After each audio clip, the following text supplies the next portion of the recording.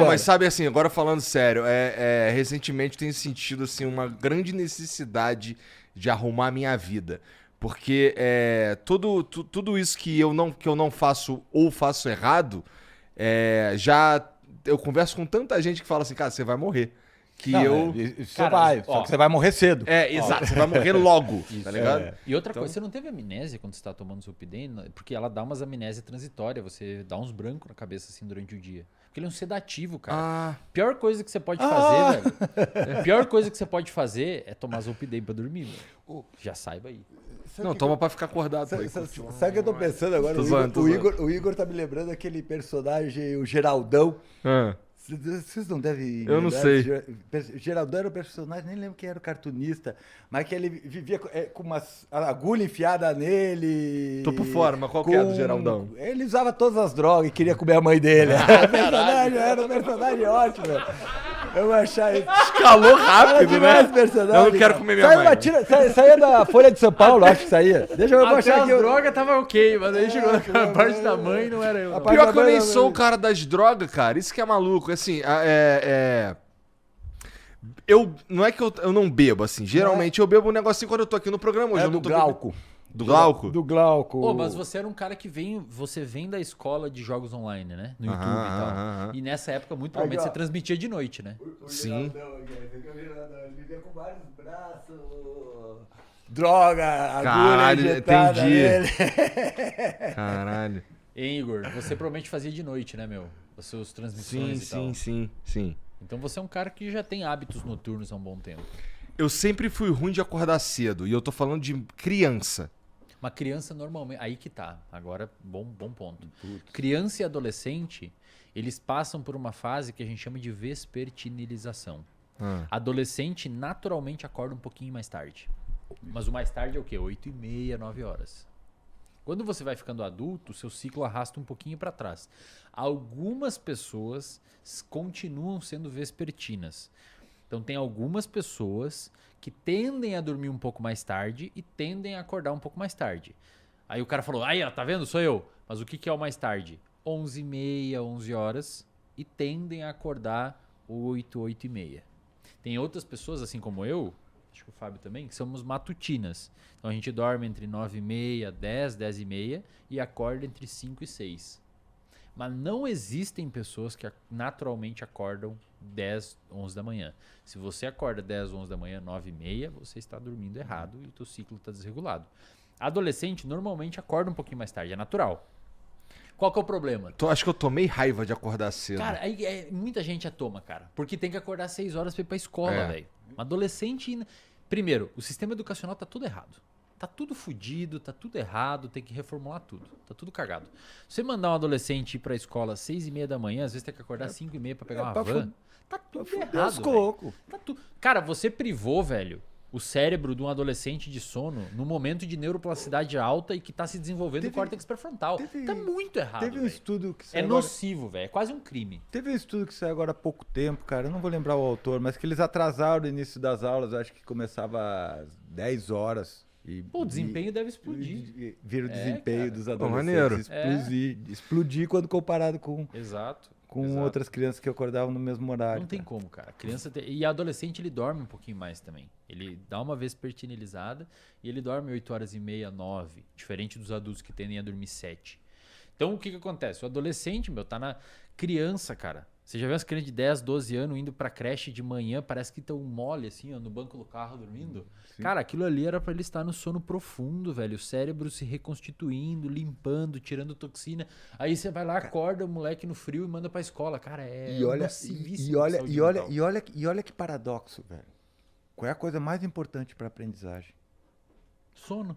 Você tá privando as crianças de sono num horário importante pra elas aprenderem. Cara, é tipo assim, eu vou dar um tiro no meu pé antes de correr uma maratona.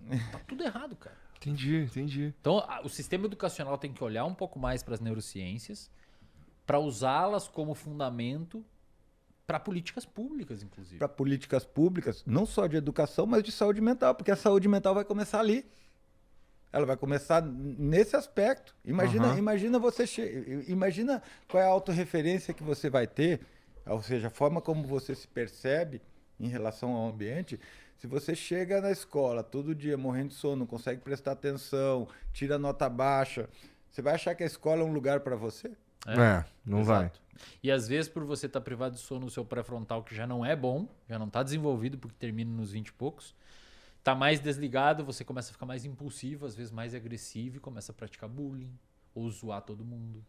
Desconta de outra forma. Até porque nessa idade você está socialmente muito orientado.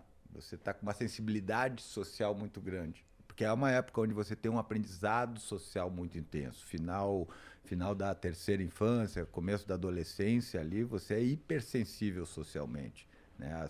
As informações sociais, elas são muito fáceis de serem decodificadas pelas crianças. Por isso que ocorre o tal do bullying, as crianças escalonam hierarquicamente os colegas, né? Os mais populares, os menos populares. Então, e aí você bota o sono nisso, bota irritação, faz o córtex pré-frontal funcionar mal, aí as crianças vão se tornar mais violentas e vão usar todos os elementos para que elas possam se tornar agressivas sem receber a punição por conta disso.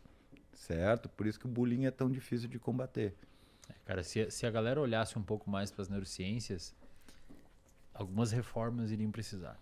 Por exemplo, um outro estudo, tem vários estudos na realidade mostrando que regiões que têm mais programas culturais como teatro, shopping, cinema e praça e principalmente academias públicas, em média, essas regiões, em média, tendem a ter menor criminalidade e menor faixa de diagnóstico de ansiedade e depressão.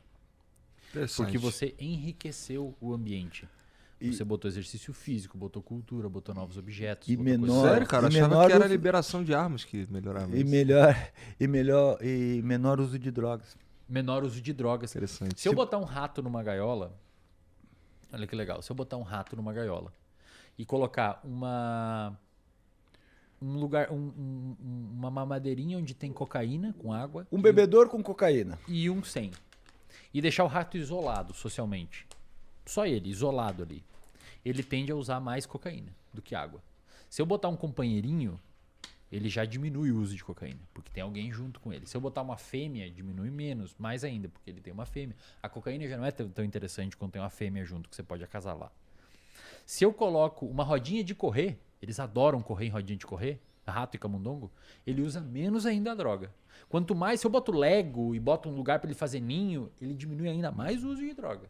Quanto mais estimulado o ambiente, enriquece o ambiente dele, bota amiguinho, dá novas possibilidades, ele tende a usar menos, a droga é menos atrativa. Se eu boto ele ali sozinho e começo a dar choque na patinha dele, ele usa mais droga do que só se estivesse sozinho.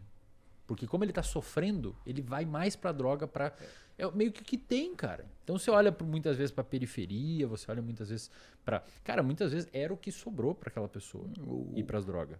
Aí quando você começa a implementar... Ela não foi pras drogas, empurraram ela pra droga. É o que sobrou, tá ligado? Principalmente se existe um aspecto social naquilo ali.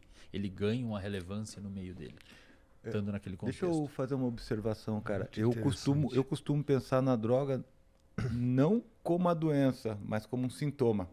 Perfeito. A droga é um sintoma. O uso de droga é um sintoma. Ela abre de uma doenças. Outra condição. Ela abre doenças depois. De outras condições que já estão ali ocorrendo. Né? Então, se você pega esses dados, cara, e você começa a usar eles em políticas públicas, é uma fonte de intervenção poderosíssima. Botar mais academias, coisas que as pessoas possam liberar ansiedade, estresse. Claro que não vai resolver. Óbvio que não vai resolver. Mas provavelmente dilui. Então aquele rato na gaiola, ele ainda usava droga, mesmo com a rodinha de correr, mas muito menos do que o que só tomava choque. E isso não é só com ratos, com primatas também. Com macacos também. Com primatas, as relações sociais, a rede de apoio é um preditor e a situação hierárquica que esse animal está dentro do grupo deles é um preditor do uso de drogas. Quanto mais... Entendi. Faz sentido mesmo, né? Faz sentido mesmo. Porque a gente vê isso no dia a dia. No cotidiano, a gente só tá descrevendo como que o cérebro funciona para produzir essas coisas. Quando você olha para o cérebro, fica mais claro isso. Quando você olha como que o cérebro está mediando essas situações, fica mais claro de você entender a sequência de eventos que permite isso. E aí, óbvio, que fazer intervenções mais adequadas, mais pontuais e mais adequadas. Entendi, faz sentido É demais. legal, cara. Neurociência é muito foda, meu. Não adianta, não vai me convencer de ter isso.